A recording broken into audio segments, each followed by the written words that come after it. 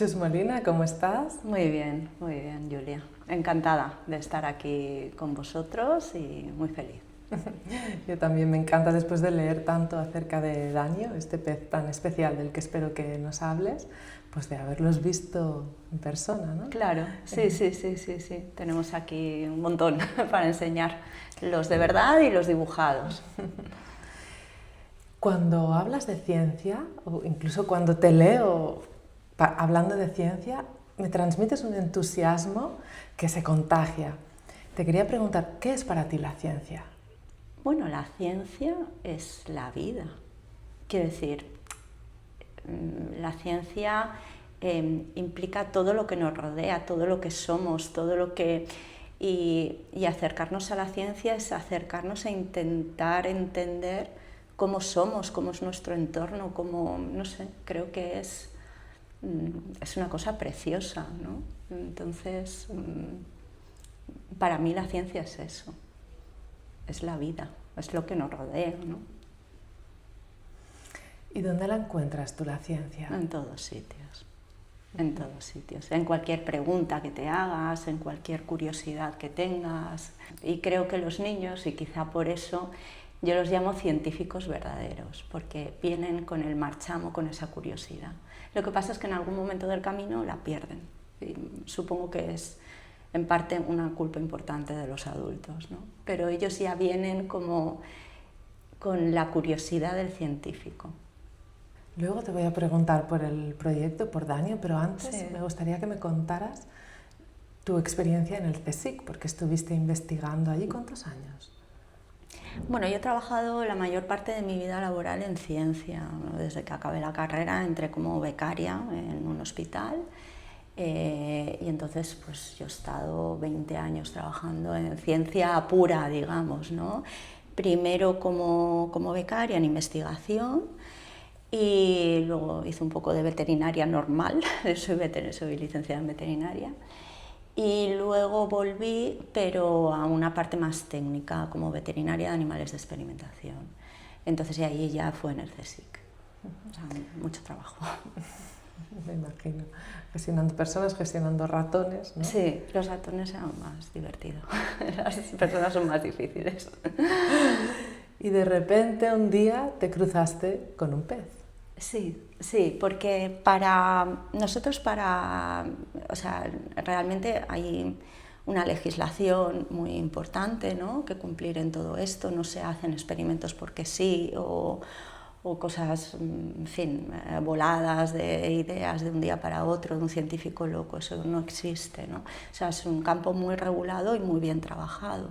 Entonces, para que nosotros, digamos, nos formáramos bien, teníamos que hacer un máster. Entonces yo hice un máster en Barcelona, me lo pasé súper bien durante bastantes años, y en el máster nos pedían que hiciéramos prácticas con un animal distinto al que nosotros estábamos acostumbrados a trabajar.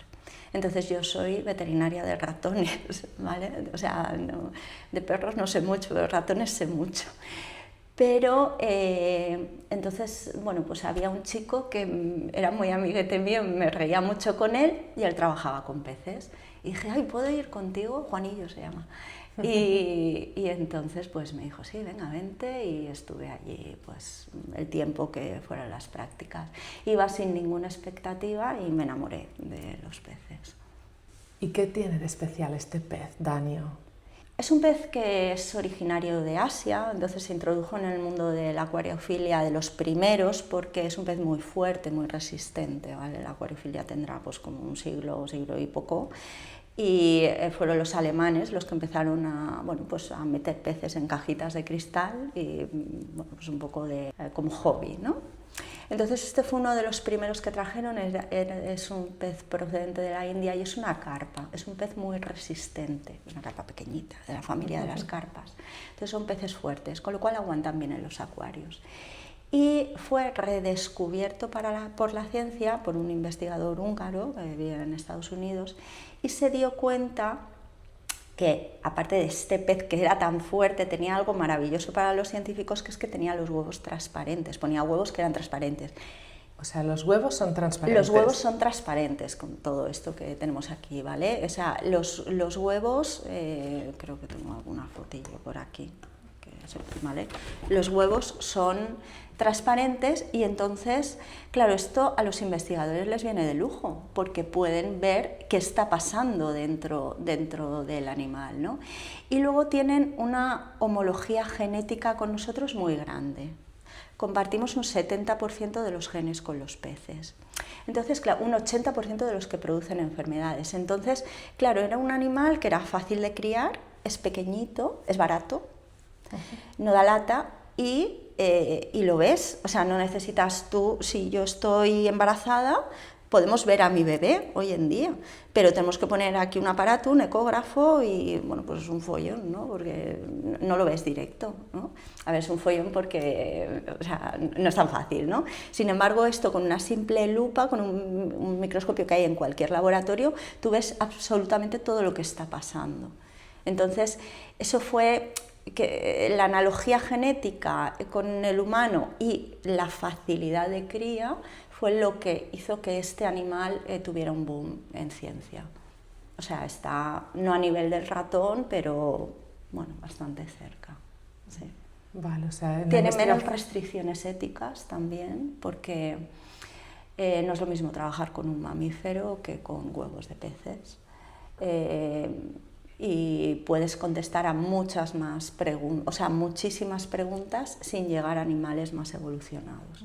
Con lo cual contribuye a lo que una cosa se llama las 3 R's, que es reducción, refinamiento y reemplazo, que es un poco lo que se intenta hacer en toda, o sea, intentamos no tener que llegar a los animales para investigar, ¿sabes? O sea, todo lo que podamos hacer antes en el laboratorio y que nos dé respuestas buenas, se intenta hacer. Entonces, esto es algo que antes de llegar a otros animales te puede contestar muchas preguntas.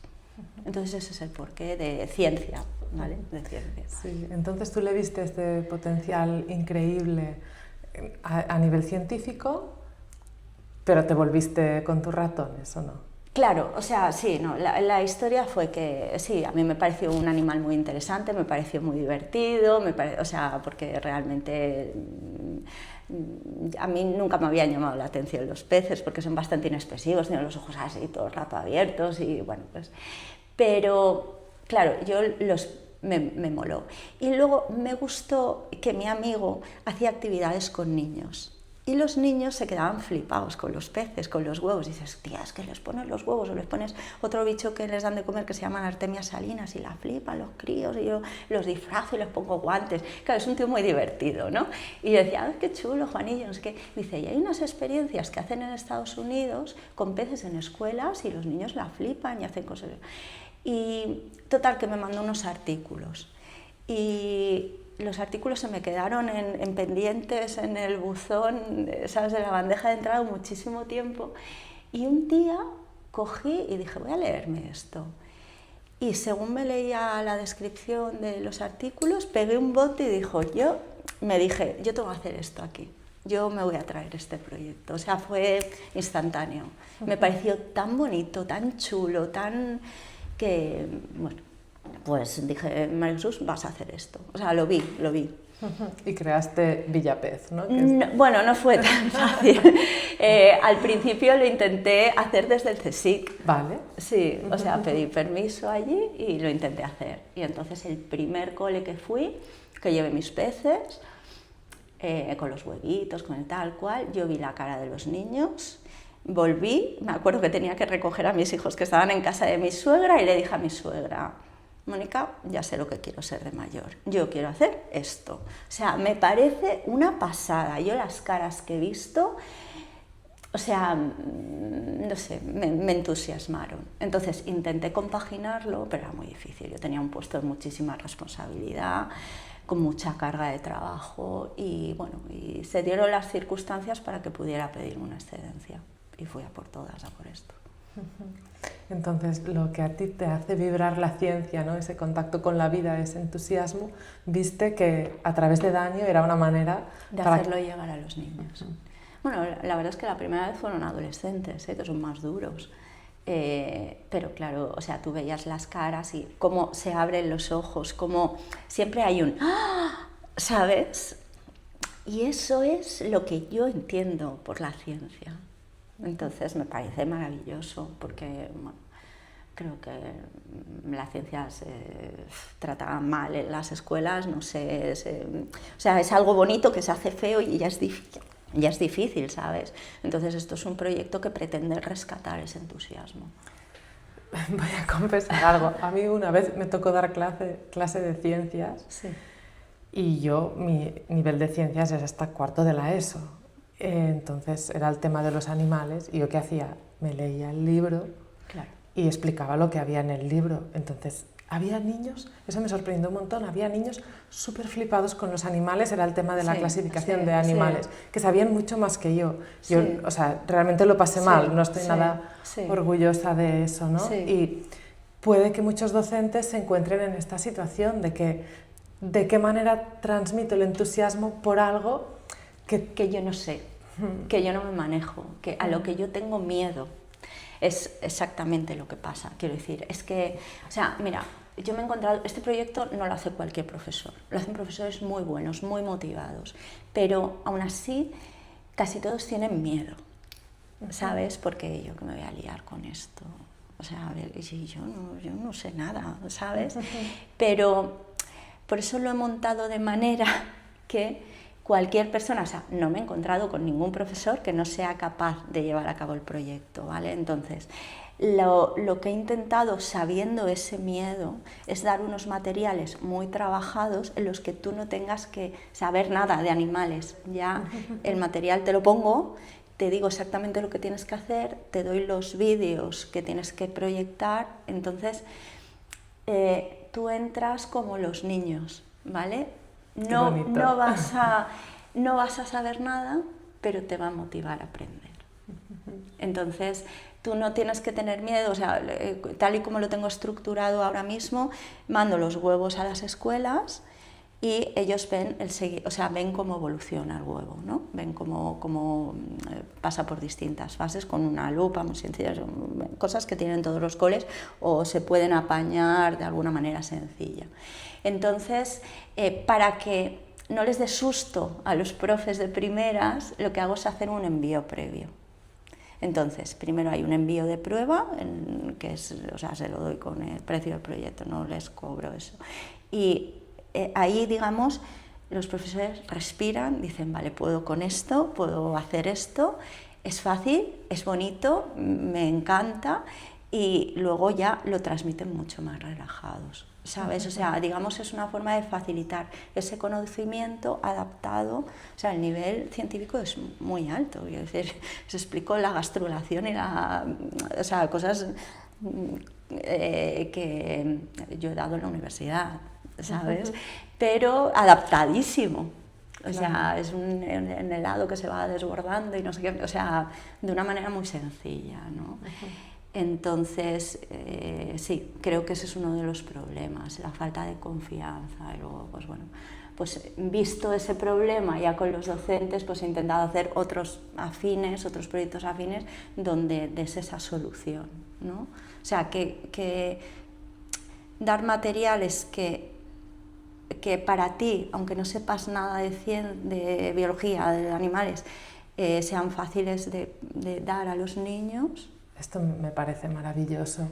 Pero porque, claro, que conserven el entusiasmo. O sea, los maestros tienen que dar tantas materias distintas que a veces ser súper bueno en todas es muy difícil, claro, ¿no? supuesto, Y que pueda haber una experta como tú, que has estado un montón de tiempo dedicada a esto, que dices, mira, yo os lo facilito, ¿no? Sí. Y viendo esto lo vais a aprender al ritmo que lo aprenden los niños. Sí. Y ya es algo que van incorporando y al Sí. curso siguiente es más fácil y al otro es más fácil. Sí. O sea, de hecho hay coles que, o sea, ya lo tienen, es en segundo y en cuarto y no sé qué, y, o sea, ya y van haciendo sus, no sé, es muy bonito. Y ya te digo que todavía no me he encontrado al profesor que no haya sido capaz de hacerlo. O sea, no existe. Pueden todos. Qué bueno. Y la otra parte que me fascina de lo que cuentas es el asombro. O sea, es mantener vivo este asombro que ya llevamos de manera natural. Sí.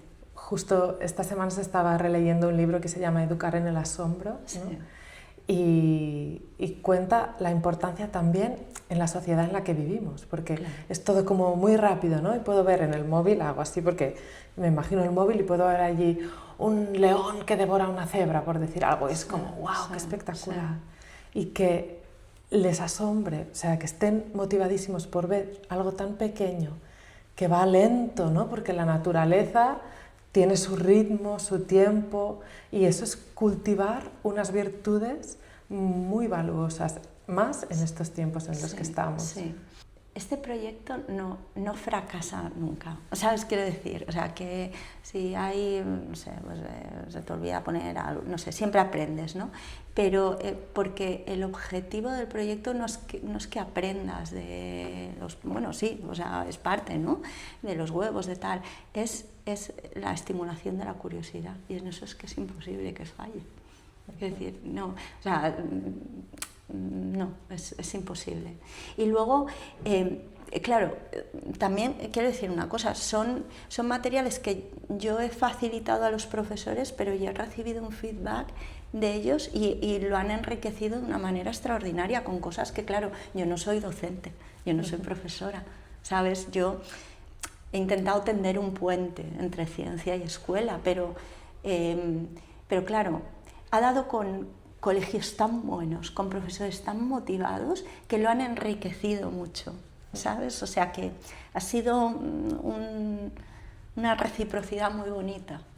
¿Puedes poner algún ejemplo de esos bueno, enriquecimientos o sí, de feedbacks que te dan los colegios? No sé, pues no sé, por ejemplo, los dibujos que hacen redacciones, yo me he encontrado cosas, o sea, porque muchos colegios lo han hecho un proyecto traslacional, ¿vale? De todo el colegio es Danio, ¿no? Entonces, pero es que mola mucho porque hasta los conserjes están esperando que lleguen los huevos. Las señoras de la limpieza llevan mucho cuidado que la temperatura ese día no se vaya porque están los pececitos, ¿sabes? O sea, es un entusiasmo muy grande de todo el cole.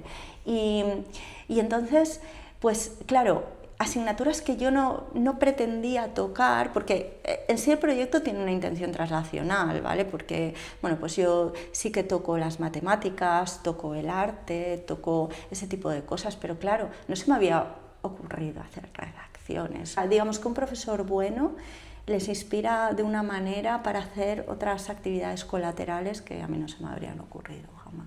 O sea, les facilita una situación de aprendizaje muy rica, ¿no? Exacto.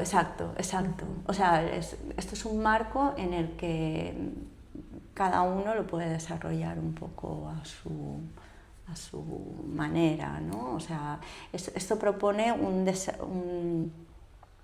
claro, y luego el proyecto es muy amplio, ¿no? Propone ver los estadios de desarrollo hasta que la larva eclosiona, que normalmente depende del...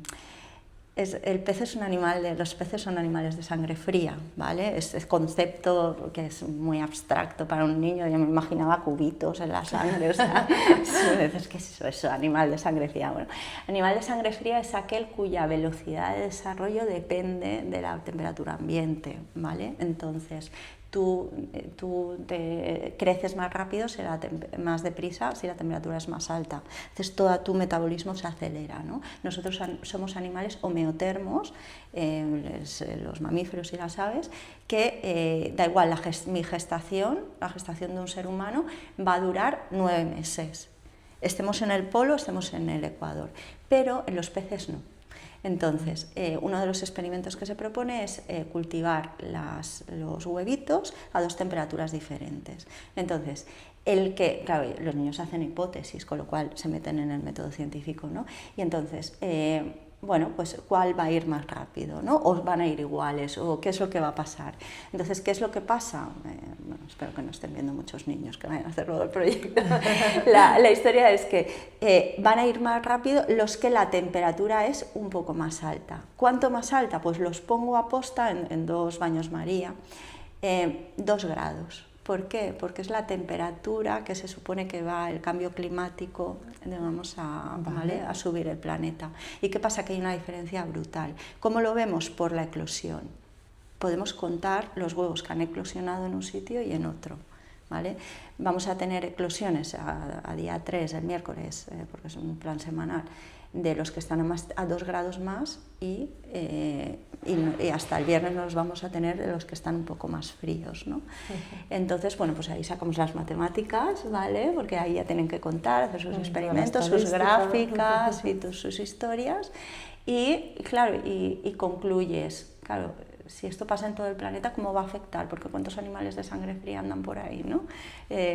¿Cuál va a ser el impacto? O sea, porque lo están viendo directamente. Claro, de una situación real que tienen cercana, que extienden. Exacto. Entonces, bueno, pues, entonces de ahí tú puedes tirar por el medio ambiente o puedes luego tirar por los ecosistemas, porque si decides cruzar esto y luego tenerlos en un acuario o tal, llegar hasta peces, pues un acuario, tengo otro proyecto de desarrollo que es un acuario es un ecosistema que tú puedes tener en una clase y puedes estudiar cómo interaccionan las plantas con los animales, con los microorganismos, que es absolutamente maravilloso, todos los microorganismos que puedes ver en un acuario, ahí tenemos un acuario, ahí no hay 30 peces. O sea, ahí hay millones de seres vivos. Solo tienes que coger una gotita del filtro y ahí vas a tener protozoos, gusanitos, ¿sabes? Y cada uno tiene su papel en ese pequeño ecosistema. Y una cosa es que esté en los libros, ¿no? Y la otra cosa es que lo veas, que veas, esté sucediendo. Exacto. Allí claro, delante. Que lo veas y que entiendas sus relaciones. Porque si tú lo entiendes ahí, irás a cuidarlo. O sea, no hay colegio en el que el sentimiento de cuidado hacia la vida no se haya incrementado, ¿entiendes? O sea, realmente creo que es un proyecto que te hace concienciarte muchísimo de cuidar tu medio, de cuidar la vida. Y tienes el medio allí muy al alcance, ¿no? Porque si quieres ver el ecosistema en un bosque es tan grande que es difícil de abarcar. En cambio, en la pecera lo tienes allí enterito dentro del aula. Sí, lo tienes Tienes una cosa que tienen los niños, que es el tocar. Pueden aprender con las manos, ¿sabes? Aprender solo, yo creo que exige un nivel de abstracción más grande y tal, pero todo esto se toca. Entonces te entra por más caminos, no sé. Y te entra por más caminos y te despierta una emoción. Entonces todo aprendizaje que va acompañado de emoción se queda más, ¿no? La amígdala. Llevo muchos años en neurociencia, mi trabajo en un instituto de neurociencias. Entonces, pues todo aprendizaje que va vinculado a una emoción buena o mala persiste de una manera más importante, y esto entiendo que es una emoción buena, ¿no?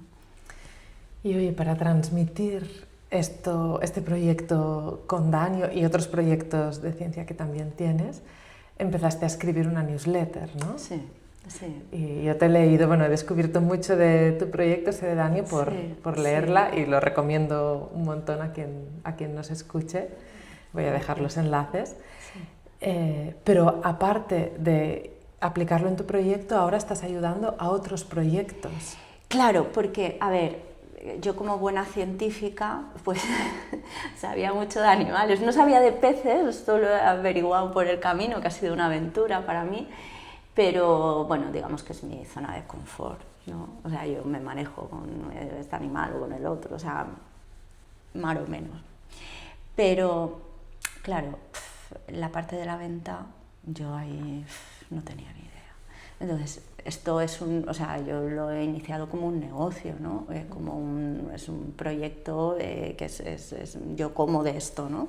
Entonces, a mí en el CSIC me pagaba el Estado, entonces yo no tenía que preocuparme por vender nada, simplemente hacer mi trabajo, pero claro, esta parte para mí era súper nueva. Entonces, claro, yo fui consciente de que era un hándicap que tenía y me he tenido que formar muchísimo en marketing. El marketing y la venta sería como esta conexión, ¿no? Entre tu idea de este proyecto maravilloso que nos has estado contando y que eso llegue a las escuelas que puedan... Exacto, porque, o sea, quiero decir, este proyecto es maravilloso, yo te lo estoy contando a ti ahora, pero claro, los de la escuela, yo qué sé, de Santander, pues no les ha llegado, ¿no? Entonces yo soy la responsable de hacérselo llegar, pero ¿cómo hago esto? ¿No? O sea, ¿cómo llego yo a ese profe? Entonces, claro, pues he estudiado obsesivamente. Cuando me meto en una cosa me obsesiono normalmente, tengo esa particularidad, obsesivamente el tema del marketing. Entonces, cuando empecé a formarme en esto, di con una manera muy bonita de transmitir lo que eran las newsletters. Porque, quiero decir, no es un proyecto es decir, no vendo perchas. ¿Sabes lo que te quiero decir? Vendo una cosa en la que me tengo que explayar un poquito más. O sea, a ti te he podido contar y en este ratito que llevamos te has podido hacer una idea, pero yo necesitaba contar más que lo que pudiera poner en Instagram, en una web, o sea, y bueno, pues empecé a seguir a algunos de los referentes del sector y dije, uy, este modelo a mí me va bien, me acopla y soy capaz de transmitir el entusiasmo ese que dices. Es que además yo recuerdo de varios correos tuyos, recuerdo uno del perro de tus suegros, creo, ¿no? Sí. ¿Nos puedes contar? Lo de el olor, el sí, olfato, sí, que eso me dejó alucinada. Ah, claro, porque mi suegra intentaba que la perra no oliera una compra súper jugosa que tenía y entonces lo envolvió como en 20 bolsas y entonces, bueno, pues esa anecdotilla, ¿no?, me dio pie a hablar de cómo huelen los perros, ¿no? Porque, bueno, aparte, quiero decir, esto ha sido mi punto de entrada y luego he hecho muchas cosas, ¿no? Normalmente de divulgación científica, sobre los animales, cosas de ciencia. Entonces en ese correo hablaba del sistema de olfato de los animales, ¿sí? Cómo funciona el olfato de los perros, que es algo súper interesante. O sea, pueden oler una moleculita es un salón de un teatro gigantesco y hay un señor que tiene un queso y saben que está ahí, ¿sabes? Cosas que a nosotros se nos escapan. Y entonces el tema de la percepción me parece súper interesante porque varía mucho entre animales, ¿no? Y es muy chulo, y es siempre muy sorprendente. Los loros, por ejemplo, nosotros tenemos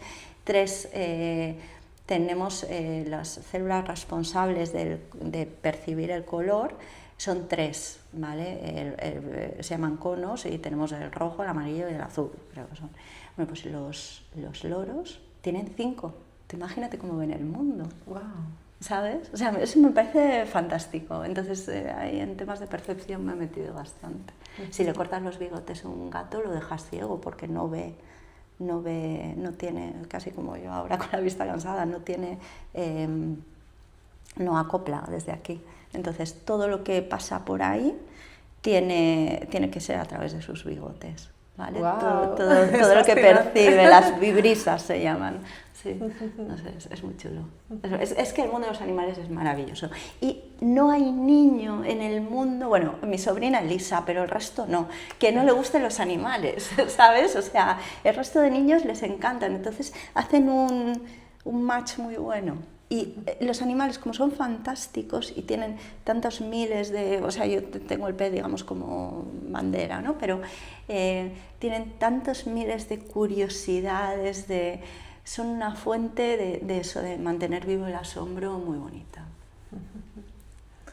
Y eso lo consigues también al mantenerlo vivo en los suscriptores que estamos en tu newsletter y nos vas contando. Bueno, vale. También recuerdo una cobaya, ¿qué animal era?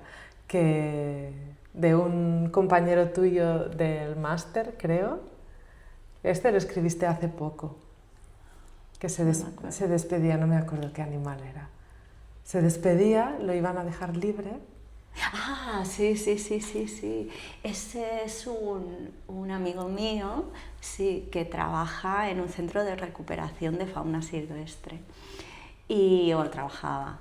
Y entonces, bueno, él estaba intentando convencerle de que se hiciera una newsletter, porque es que se tiene anécdotas miles, ¿no?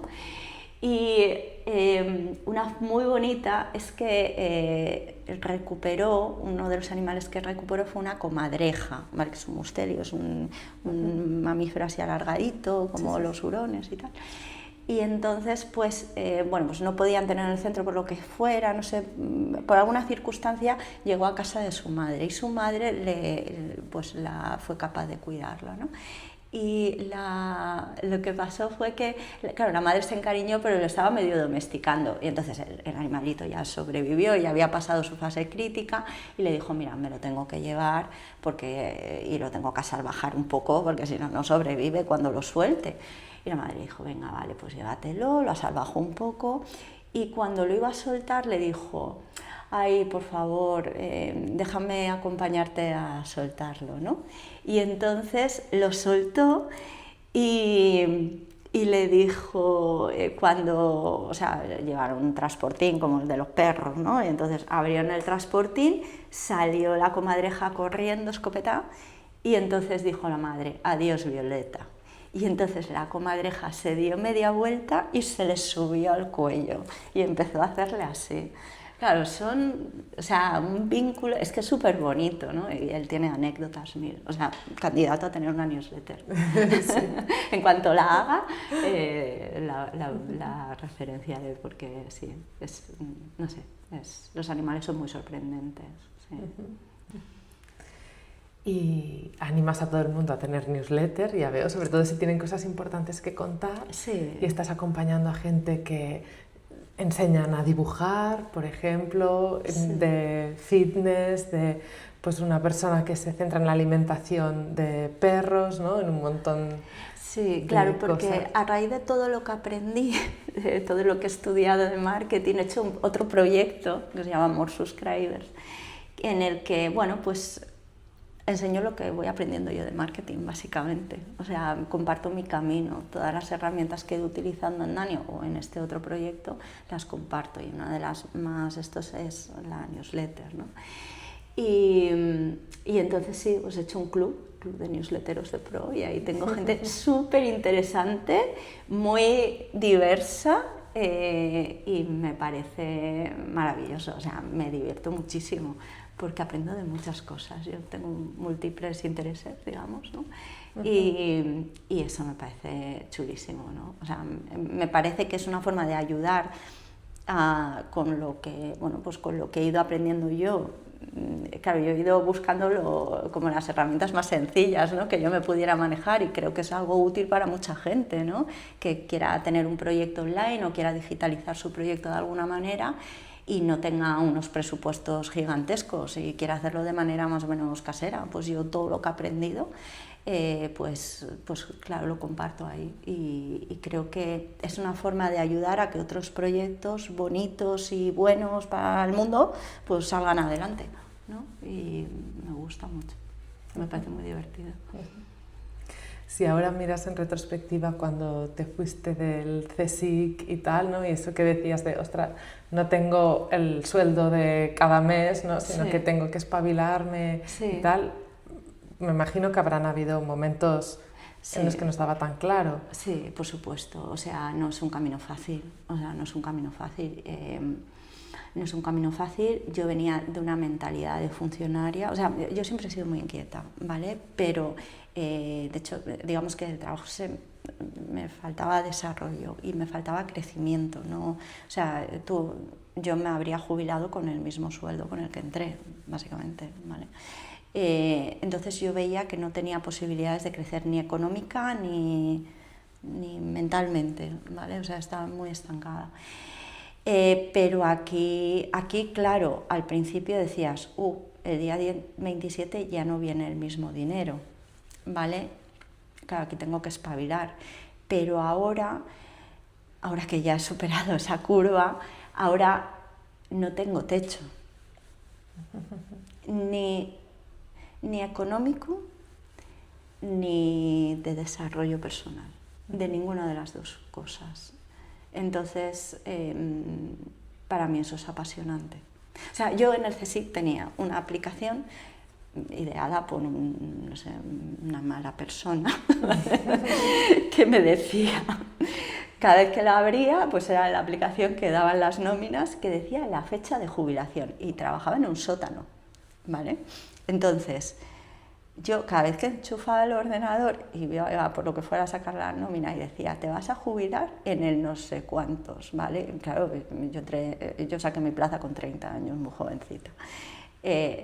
Pues claro, son 60, o sea, en el 2040 y tal. Y yo miraba a mi alrededor, en el sótano, digo, exactamente las mismas condiciones, digo, ¿de verdad?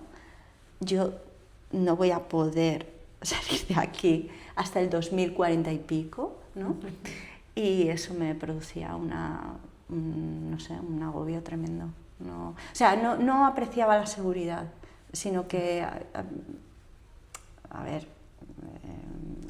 no compensaba. No me, exacto, en el balance no me compensaba, ¿no? Obviamente, pero claro, tampoco fue una decisión fácil porque tengo 3 hijos, ¿sabes? Y había que darles de comer. O sea, pero lo que pasa es que se dieron las circunstancias para que pudiera acometer ese salto y ahora desde luego estoy feliz, estoy muy contenta. Que antes te decía, la locura, ¿no? De sí. este proyecto, pero qué buena locura, ¿no? Sí, ahora estoy feliz, ahora ya me lo sé, pero he tenido que poner mucho esfuerzo, casi más en desaprender que nada, ¿sabes? Porque claro, vienes con una impronta muy distinta a la que necesitas para sacar algo así, es muy distinta la mentalidad. ¿Algún matiz, algo de lo que has tenido que desaprender que tengas ahí identificado? Bueno, primero he tenido que aprender que vender es bueno. Ya. ¿Sabes? Porque yo venía de la idea de que, bueno, venderlo justo y tal, pero es como algo malo, ¿no? Las ventas son malas. Vienes un poco son del tío Gilito, de gente súper ambiciosa, de gente... no.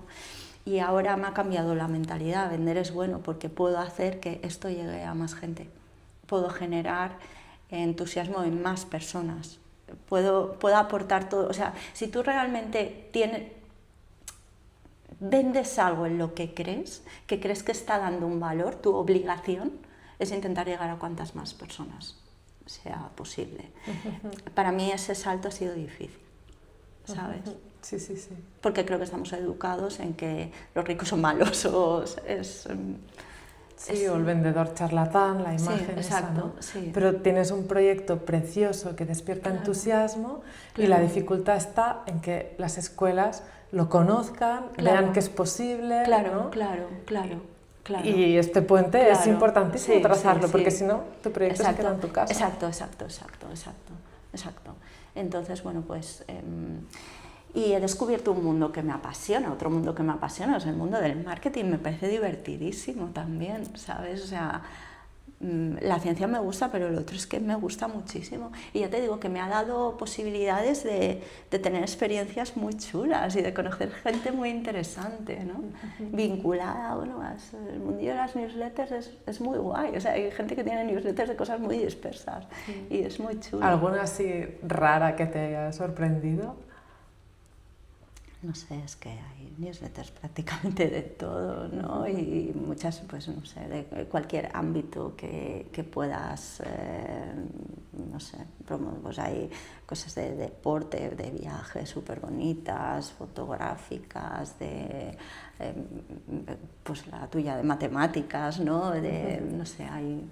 de yogas, meditaciones, o sea, de cualquier cosa, ¿no? De tus intereses. Exacto, ¿no? De tus intereses, ¿no? De tus intereses. Y es una forma, la newsletter, de crear un vínculo emocional con la persona que te está escribiendo, o tal y como la entiendo yo, ¿vale? O sea, hay newsletters de muchos tipos, ¿no? O sea, cada uno le da a los emails el enfoque que quiera, pero yo creo que si tú te gusta, y además es como mucho más personal que Instagram, ¿sabes? O sea, la newsletter es una forma de promoción que a mucha gente que odia las redes sociales le va bien. Mucha gente ha tenido el interés de escribir alguna vez, ¿sabes? Yo la verdad es que no, ¿eh? Yo nunca jamás me había planteado que me hubiera gustado escribir, pues soy ciencias puras, muy tal, pero ahora que me he puesto digo, pues esto me mola, ¿no? Me gusta. Sí. Se nota, o sea, llegan tus textos. Bueno, me alegro. Y oye, ¿tu formación científica o tu visión científica te ha ayudado en algo en este proceso? O sea, ¿ves algo en lo que digas, aquí sale la chus científica? Muchísimo, muchísimo. O sea, yo creo que la parte científica te da no creértelo todo, ¿sabes? Es decir, bueno, vale, bien, pues lo pruebo primero yo en mis carnes, o sea, porque hay una máxima en la ciencia que es que las cosas buenas son reproducibles, es decir, yo hago un experimento en mi laboratorio, lo publico y ese experimento no está validado hasta que tú llegas al tuyo y lo puedes replicar. ¿Entiendes? Entonces, bueno, pues yo he ido pillando de aquí, de allá, no sé cuántas, y bueno, pues digamos que pues me he quedado con las cosas que he conseguido replicar y nunca he perdido el espíritu crítico, ¿no? Y creo que eso es importante. O sea, yo admito todo lo que me parece medianamente coherente y que tiene sentido, lo pruebo. Entonces veo si o sea, puede ser que no me funcione porque no tenga las mismas circunstancias que el fulano que lo ha descrito, ¿no? Por lo que sea, ¿no? Pero creo que el sentido crítico aquí yo no lo he perdido y me ha venido bien. Vuelvo a las escuelas, ¿no? Y pienso, aparte de estar manteniendo vivo su asombro y de que estén realmente disfrutando del proyecto que hacen, estamos cultivando este sentido crítico en los niños con proyectos como este. Sí. Yo creo que tener sentido crítico es muy importante, porque otra cosa de las que he aprendido en el marketing es que tú te acabas creyendo lo que te cuentan 50 millones de veces, ¿vale? O sea, estamos así, ¿no? Es una cosa en la que se basan las newsletters, ¿no? En la repetición del mensaje. Y bueno, y creo que tener sentido crítico te vale para todo en la vida, para no creerte a pies juntillas algo que simplemente porque te lo estén repitiendo. O sea, el sacar, bueno, vale, por ejemplo, yo odio la política, ¿no? Pero los mensajes políticos cada vez más polarizados, más tal, cada vez se pierde más el sentido crítico ahí, ¿no? Pero que lo puedes llevar a cualquier campo de tu vida.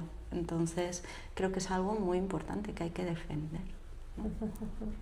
Vale, tú estás diciendo esto, pero yo voy a plantearme yo con mis herramientas si esto que me estás diciendo es así o a mí me acopla o no. Y eso la verdad es que los científicos creo que lo tienen. Sí. Y bueno, a mí me están entrando un montón de ganas de hacer experimentos o de cosas. ¿Tienes aquí preparado algo para contarnos, ¿no? Que podríamos hacer así en casa, con los hijos, si alguien lo mira ahora que es verano o cuando sea, en cualquier momento del año? Bueno, sí, a ver, la cosa está en que claro, mis hijos eran pequeños antes de que existieran los móviles, ¿no? Entonces yo siempre me llevaba, yo gracias a Dios no los entretenía con móviles, ¿vale? Porque creo que no se había. está haciendo, claro, no había. Igual si hubieran habido, pues lo habría hecho, habría caído en la tentación fácil, o sea que no estoy juzgando, pero claro, es una cosa muy sencilla, ¿vale? De hacer y creo que es realmente no se está valorando los estragos que puede estar haciendo esa sobreexposición a pantallas en cerebros en formación. Absolutamente. Entonces, yo cada vez que veo a un niño pequeño ahí pegado a la pantalla me pongo enferma. Entonces, bueno, pues sí, yo, a ver, lo que te iba a proponer es tener una cosa así sencilla. Esto es una placa de Petri, ¿vale? Aquí tengo pues, un cachito de plastilina y esto de aquí es una lente colimadora que se puede conseguir en cualquier sitio, es muy... en Amazon, ¿no? Yo qué sé, donde sea, ¿no? Lente colimadora. Lente colimadora, es lo que se pone en los punteros láser, o sea, si tienes un puntero láser que no usas, pues lo destripas y le sacas la lentecita que tiene ahí, ¿vale? Es lo que hace que la luz de estar por ahí dispersa se concentre, exacto. Entonces, y esto es un cachito de plastilina, entonces puedes sacar el móvil, ¿vale? Pero no para que vean TikTok, sino que coges, pones la plastilina aquí y le enganchas la lente esta y lo que tienes es un microscopio, ¿vale? Entonces, pues existe un mundo a nuestro alrededor muy chiquitito que es fantástico de descubrir. Te cambia completamente la perspectiva y es muy, muy divertido. Entonces le puedes dar a chiquito del móvil, tal, no sé cuántas, y cualquier cosa vista, mira, estos son mis dedos, ¿vale? Las huellas, o sea, desde los dedos, sí, se ve perfectamente, ¿no? Desde, sí, cualquier cosa, las telas, líneas. los animalitos, un insecto, un tal, pues aquí tienes una ventana a descubrir el mundo, ¿no? Pero desde el asombro. Y yo me acuerdo de, pues cuando mis críos eran pequeños, que yo siempre llevaba una libretita, ¿no? Para que dibujaran. Llevábamos a un restaurante, pues hasta que traían la comida les sacaban los lápices y libretas para que pintaran, porque los niños se expresan muy bien con los dibujos, ¿no? Y bueno, pues eso, pues aparte de eso te puedes llevar, bueno, esto es una de las que tengo yo de Danio, ¿no? Que es un cuaderno de laboratorio para niños y tiene un espacio aquí para hacer tus dibujitos y aquí para describir lo que estás viendo, ¿no? Entonces esto, pues bueno, podría ser una forma muy sencilla, muy barata de intentar evitar la parte esta de o usar los móviles de otra manera que sea un incentivo para su aprendizaje, lo veo bonito y fácil. Y te abre al micromundo, ¿no? Y te abre, claro, a cosas que están a tu alrededor, pero tú no eres consciente, ¿sabes? Y el mundo microscópico es absolutamente maravilloso, es muy bonito. Desde ver las patitas de un insecto a, bueno, por supuesto los huevos de Danio, a cualquier bichito que puedas encontrar en un charco o los estomas de las hojas, es decir, es que puedes ver tantas cosas. Y les gusta, ¿no? Les gusta mucho. O sea, tú sacas un microscopio en un sitio donde hay niños y los tienes enseguida a tu alrededor viendo a ver qué ves, que es una cosa que estimula mucho la curiosidad. Qué bueno. Y veo que con tu proyecto de ciencias lo compartías muchísimo con tus hijos, ¿no? Ahora sí. Tus hijos ya son un poco mayores. Sí. ¿Qué edades tienen? Bueno, yo tengo una niña mujer de 23 años, siempre será mi niña, que es tatuadora. Luego tengo un nene de 19 a cumplir 20 y una nena de 16 que era la que es esta, que fue mi musa, ¿no? Con Danio, porque se prestaba a todas las tonterías que le proponía. Una edad maravillosa, que son los 7-8 años, esa edad es fantástica, es fantástica. Y compartiste con ellos la parte de ciencias y ahora la parte como emprendedora, ¿no? Y ahora que son un poco mayores, sí. ¿La compartes también con ellos? Sí, yo quiero que monten negocios digitales. Sí. Estoy empeñada en contagiarles entonces, mi hijo, el de 20, creo que estoy ahí más o menos ya. ¿Y por qué quieres que monten negocios digitales? ¿No preferirías, yo qué sé, que fueran científicos, ¿no? Sí. Vamos a ver, yo creo que ahora existe una oportunidad increíble de hacer llegar a mucha gente, a una cantidad de gente absolutamente que no tiene precedentes en la historia, cualquier idea que tú puedas desarrollar, ¿vale? Y eso que es con todo lo que decir desde que llegó Internet, ¿vale? Y todos los medios digitales que hay. Y eso, primero, puede dar un alcance gigante a proyectos e ideas muy buenas y luego te puede dar una libertad geográfica y económica que tampoco tiene precedentes. Y creo que cualquier persona, quiero decir que el Internet ha democratizado el acceso a eso que antes estaba, y ahora con la IA también se ha democratizado más, que antes estaba reservado, no es que antes estuviera reservado a determinadas personas, no, o sea, hay personas hechas a sí mismas de toda la vida, pero es que es especialmente fácil, ¿no? Entonces, parte de mi empeño en averiguar cómo funciona el marketing, cómo funcionan las ventas, cómo puedo yo tal, es dejarles una receta a mis hijos.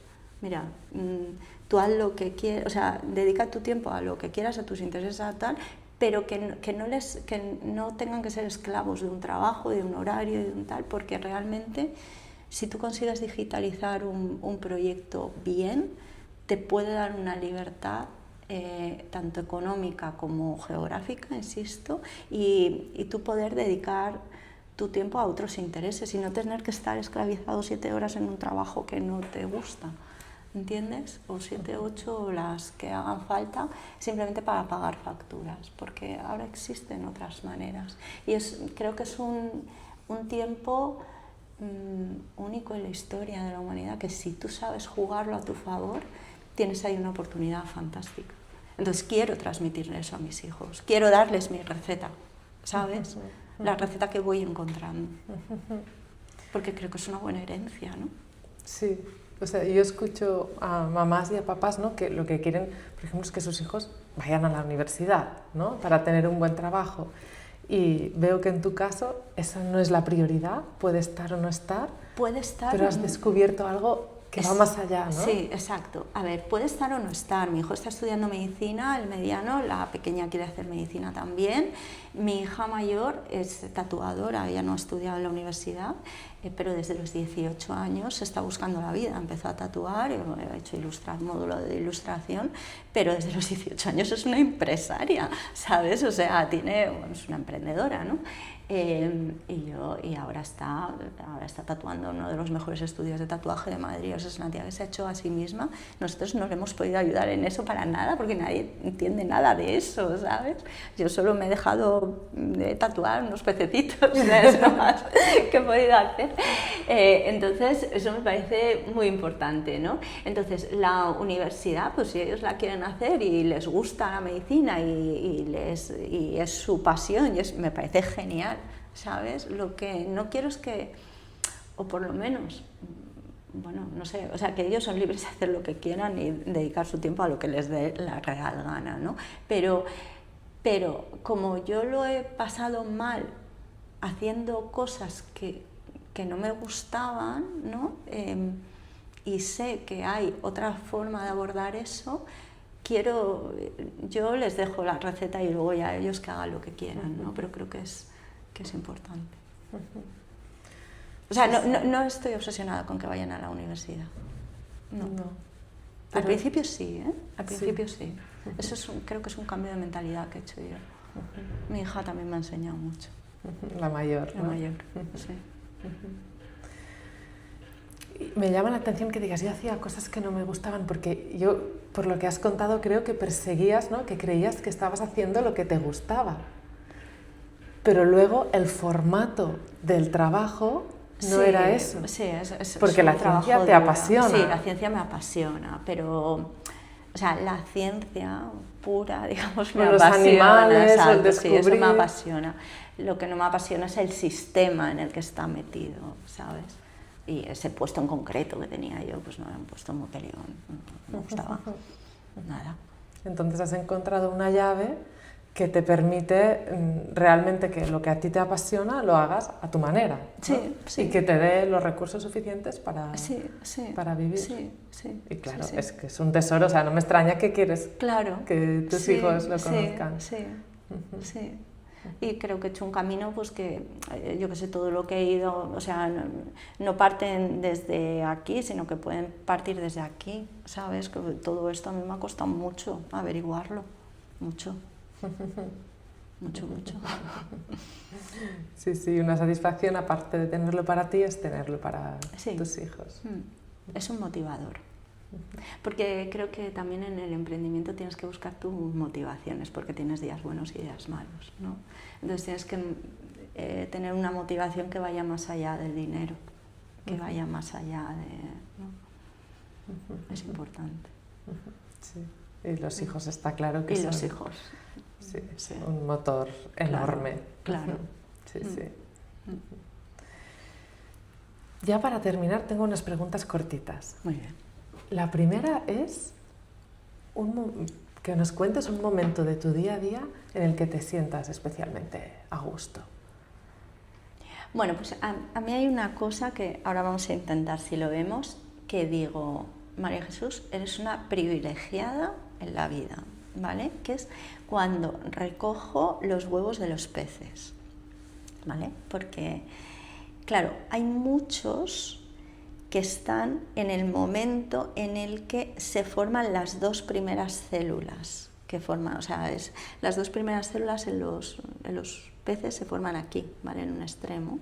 Y entonces yo veo eso y digo, esto mañana va a ser esto, va a ser un animalito con una cabeza, con no sé qué. Estás viendo las dos primeras células que forman un ser vivo. O sea, lo veo flipante, me parece increíble. Y eso, tengo time-lapse, que los he dejado con el móvil igual, lo dejo, ¿no?